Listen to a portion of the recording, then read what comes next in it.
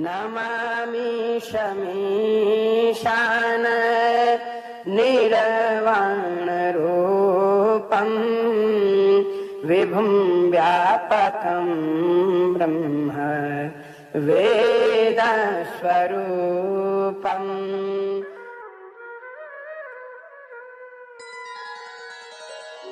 संकल्प प्रभवान् कामान् त्यक्त्वा सर्वान् शेषतः मनसैवेन्द्रियग्रामं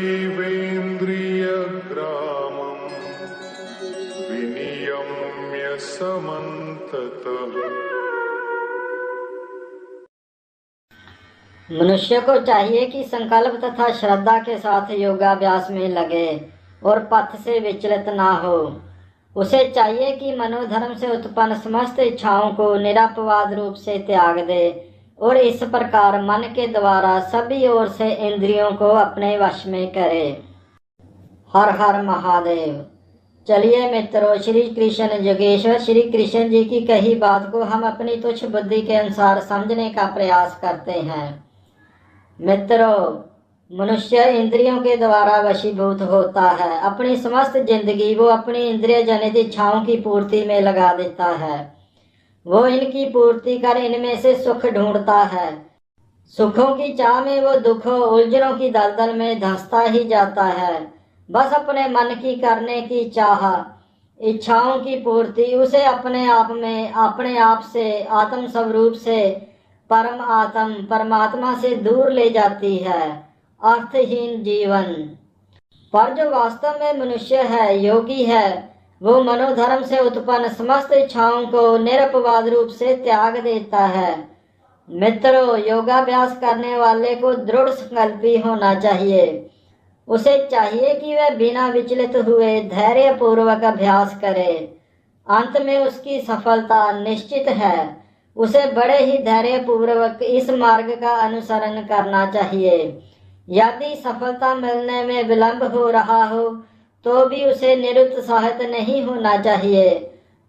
जब आप ऐसे दृढ़ निश्चय वाले हो जाएंगे तो आपकी सफलता सुनिश्चित है। वैसे भी मित्रों, हमारे अन्य संतों महात्माओं ने, जो स्वयं अनुभवी पुरुष हैं, उन्होंने कहा है, मनुष्य पूर्ण हार्दिक उत्साह, धैर्य तथा संकल्प के साथ भक्ति योग का पूर्ण रूपेण पालन, भक्ति के साथ रहकर निर्धारित कर्मों को करने तथा सत कार्यों में पूर्णता लगे रहने से कर सकता है। मित्रों, काम कोई भी हो, सबसे इम्पोर्टेंट बात आपके संकल्प की होती है।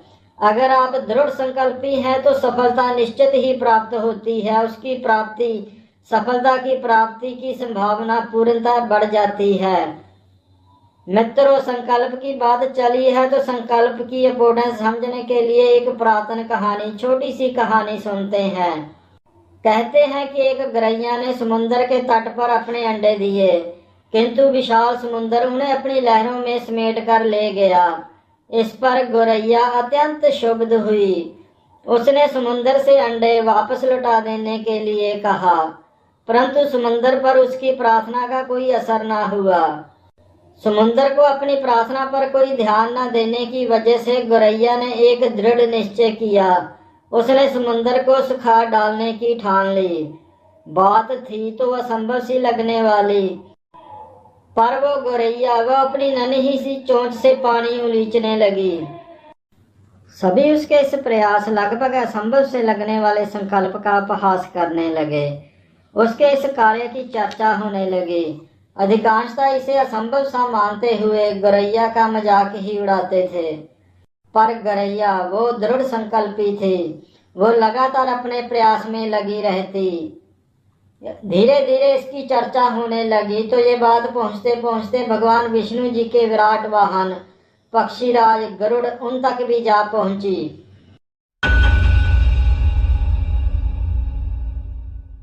पक्षीराज गरुड़ को इस नन्ही सी गौरैया पर दया आ गई। उन्होंने गौरैया को सहायता करने का वचन दिया। उन्होंने गरुड़ ने समुद्र से कहा कि वह गौरैया के अंडे लौटा दे, नहीं तो वो सीधे सीधे गौरैया की मदद के लिए आगे आ जाएंगे। जब समुद्र के अधिपति देव ने ये बात सुनी तो वह भयभीत हो गए।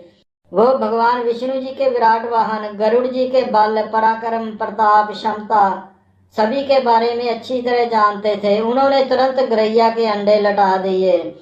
इस तरह वह गौरैया गरुड़ जी की कृपा से सुखी हो गई।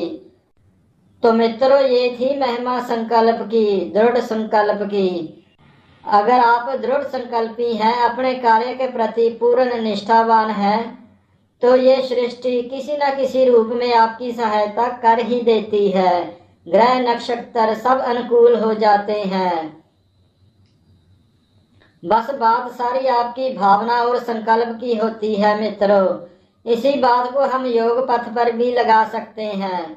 मित्रों, बेशक भक्ति योग अत्यंत दुष्कर प्रतीत हो सकता है, मेरे बस का नहीं, ऐसा आपको महसूस भी हो सकता है, किंतु जो कोई संकल्प के साथ, नियमों के साथ पालन करता है, भगवान निश्चित रूप से उसकी सहायता करते हैं। धर्म पथ पर मित्रों ये फार्मूला सिद्धांत काम करता है। जो अपनी सहायता आप करते हैं, भगवान उनकी सहायता करते ही है।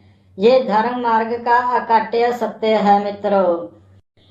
अतः इस श्लोक में भगवान श्री कृष्ण जी की कही इस बात को अपने पल्ले बांध लेना ही चाहिए। दृढ़ संकल्प तथा श्रद्धा के साथ योगाभ्यास में लगे रहना चाहिए। कभी भी विचलित नहीं होना चाहिए।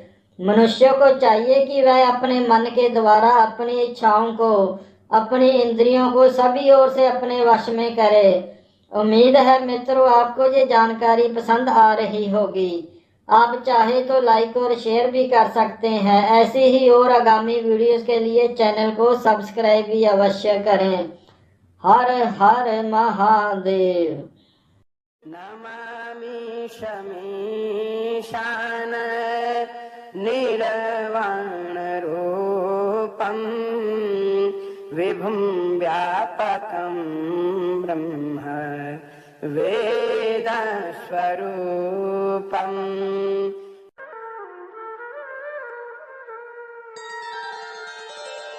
संकल्प प्रभवान् कामान् त्यक्त्वा सर्वान् शेषतः मनसैवेन्द्रियग्रामं विनियम्य समन्ततः